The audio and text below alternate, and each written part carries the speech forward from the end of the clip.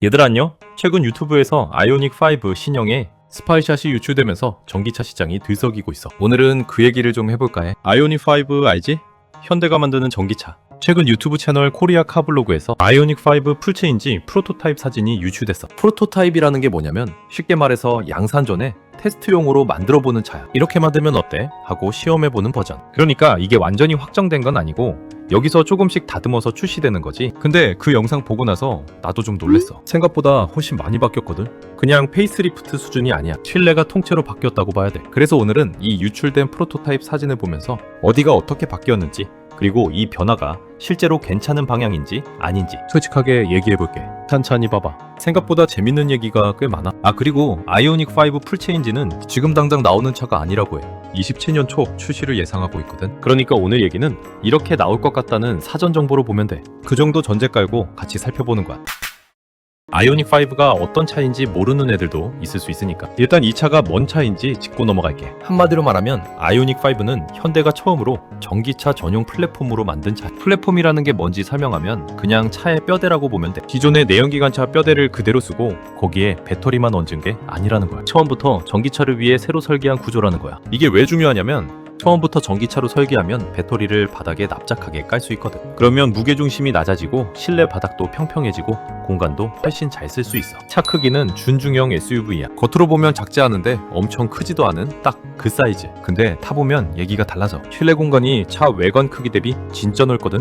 뒷자리에 타보면 이 차 이렇게 넓어? 하는 말이 자연스럽게 나와. 준중형이라고 했는데 느낌은 중형에 가까워. 여기에 현대가 처음으로 800V 급속 충전 시스템을 넣은 차이기도 하지. 800V가 뭐냐면 충전 속도랑 관련이 있는 거야. 일반 전기차가 400V 기준으로 충전한다고 하면 800V는 같은 시간에 2배 가까운 전기를 집어넣을 수 있어. 쉽게 말해 충전 시간이 확 줄어드는 거지. 주행거리도 400km를 넘기기 시작하면서 당시 기준으로 꽤 획기적인 스펙을 가진 차였어. 그러니까 아이오닉 5라는 차는 현대가 전기차 시대에 제대로 승부를 보겠다고 내놓은 대표 모델이야. 타깃을 보면 30, 40대 주 운전자가 출퇴근 겸 가족 이동에 쓸 수 있는 차. 혼자 다니기에도 여유 있고 뒷자리에 아이들 태우기에도 괜찮은 그 포지션. 그러면서 충전 인프라가 완전히 갖춰지지 않은 환경에서도 비교적 불편 없이 탈 수 있게끔 설계된 차야. 현대가 이 차에 쏟아붓는 공을 보면 알아. 풀체인지를 단순히 디자인 바꾸는 정도로 하지 않고 실내 구조 자체를 뜯어 고치는 방향으로 가고 있거든. 그만큼 이 차가 현대 전기차 라인업에서 차지하는 비중이 크다는 거야. 경쟁 차종을 보면 테슬라 모델 Y가 메인이. 같은 전기 SUV이고 비슷한 포지션에 있어서 사람들이 항상 이 둘을 비교하거든. 실내 공간, 충전 속도, 주행 성능, 디자인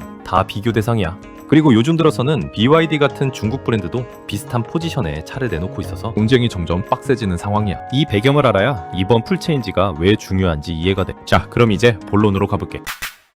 유출된 프로토타입 영상에서 제일 먼저 눈에 들어오는 게 디스플레이야. 일단 크기부터 말하면 대략 16에서 17인치 정도로 보여. 가로로 넓게 쫙 펼쳐진 느낌인데 베젤도 얇아졌어. 베젤이라는 게 뭐냐면 화면 가장자리에 있는 테두리 부분이야. 그게 얇아질수록 화면이 크게 보이거든. 솔직히 처음 봤을 때 이게 국산차 실내야? 싶을 정도로 깔끔해 보였어. 근데 여기서 중요한 게 있어.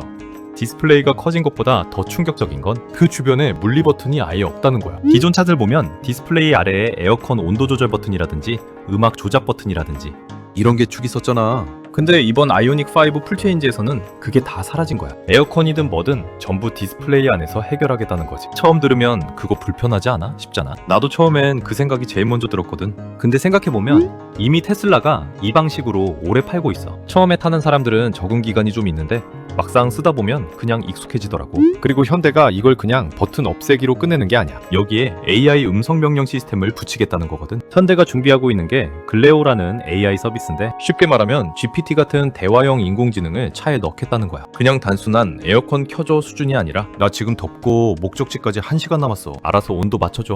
이런 수준을 목표로 하는 거지. 아직 완성된 기술은 아니지만 방향 자체는 맞는 것 같아. 차가 나를 학습하고 내가 원하는 걸 미리 해주는 방향으로 가는 거니까. 그 다음으로 눈에 띄는 게 계기판이야. 기존 차들 보면 핸들 정면에 속도, 배터리 잔량 이런 거 보여주는 디스플레이가 있잖아.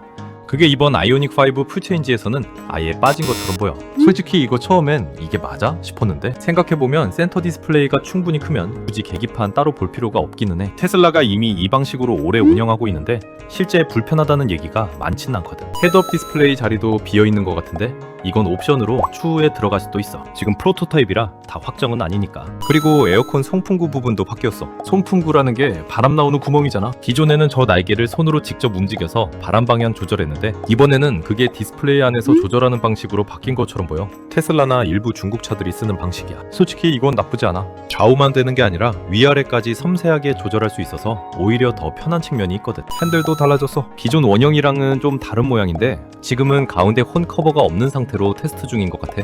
양쪽에 리모컨 버튼들이 붙어있고 뒤쪽에는 방향 지시등이랑 기어 조작을 위한 컬럼이 2개 들어가 있어. 컬럼 방식이라는 게 뭐냐면 핸들 뒤쪽에 달려있는 레버를 위아래로 조작하는, 벤츠같이 전통적인 차들에서 많이 보던 그 방식이야. 테슬라도 이 방식을 쓰고 있긴 해. 요즘 현대차도 컬럼 방식이긴 한데 이건 레버 끝부분에 다이얼을 돌리는 방식이라 벤츠나 테슬라처럼 좀 더 직관적인 컬럼 방식이 적용될지는 좀 더 지켜봐야 될 것 같긴 해. 유니버셜 아일랜드는 그대로야. 유니버셜 아일랜드라는 게 뭐냐면 가운데 센터 콘솔이 앞뒤로 미끄러지게 설계된 거야. 전기차는 앞뒤 좌석 사이에 기어봉이 없으니까 이걸 앞으로 밀면 실내가 넓게 쓰여. 근데 이번엔 암레스트랑 컵홀더 부분이 하나로 이어지는 형태로 바뀌어서 기존에 좀 분리돼 보이던 느낌이 하나로 뭉쳐져서 더 깔끔해 보이더라고. 도어 쪽도 얘기를 안 할 수가 없어.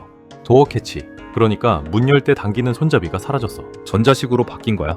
버튼 누르면 딸깍하고 열리는 방식. 이게 제네시스 G90 같은 고급차에서는 이미 쓰던 방식이야. 처음 타는 사람 입장에서는 어떻게 열어? 할 수 있어. 실제로 처음 파면 좀 헤매긴 해. 근데 한번 익숙해지면 기존 방식보다 훨씬 편해. 전반적으로 보면 실내가 미니멀하게 가는 방향이야. 버튼이 줄고 선이 정리되고 화면 하나로 다 해결하는 방향. 처음엔 낯설 수 있는데 시간이 지나면 이게 당연해지겠지. 근데 여기서 솔직하게 얘기 안 할 수 없는 게 있어. 아무리 실내가 예쁘게 나와도 결국 사람들이 이 차를 살 때 보는 게 하나 더 있거든. 바로 경쟁 차종이랑 비교했을 때 포지션이야. 지금 테슬라 모델 Y가 시장에서 진짜 잘 팔리고 있잖아. 거리 나가면 모델 Y가 국산차만큼이나 많이 보여. 이미 가격을 꽤 낮춰서 들어왔거든. 근데 문제가 뭐냐면 아이오닉 5는 준중형 SUV야. 모델 Y는 중형 SUV이기 때문에 체급이 다른 거야. 근데 지금 두 차의 가격 차이가 크지 않아. 같은 돈 주고 더 큰 차 살 수 있으면 소비자 입장에서 고민될 수밖에 없잖아. 여기에 BYD도 있어.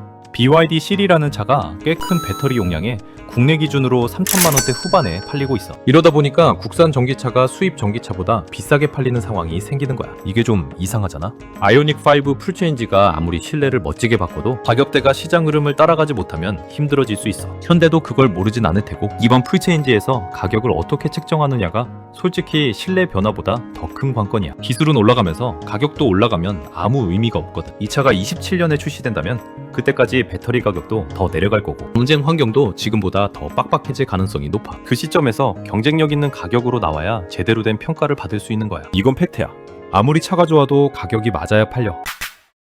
결론적으로 얘기하면 실내는 진짜 많이 바뀌었어. 방향도 나쁘지 않고. 근데 이 차가 진짜 잘 될지 아닐지는 출시 시점, 가격이 결정할 거야. 기술이 좋아지면 뭐해? 값이 안 맞으면 사람들이 외면하거든. 이건 어느 차나 마찬가지야. 27년 초 출시를 목표로 하고 있으니까 아직 시간은 있어. 그 사이에 더 다듬어지고 가격 방향도 잡히겠지. 그걸 계속 지켜보는 게 지금 할 수 있는 일인 거야. 자, 앞으로 아이오닉 5 풀체인지에 대한 소식은 들려오는 즉시 얘기해줄 테니까 구독 꼭 해주고 알림 신청하는 거 잊지 마. 오늘 얘기는 여기까지 하고 궁금한 거 있으면 언제든지 댓글로 물어봐줘. 그럼 다음 영상에서 다시 만나자. 안녕.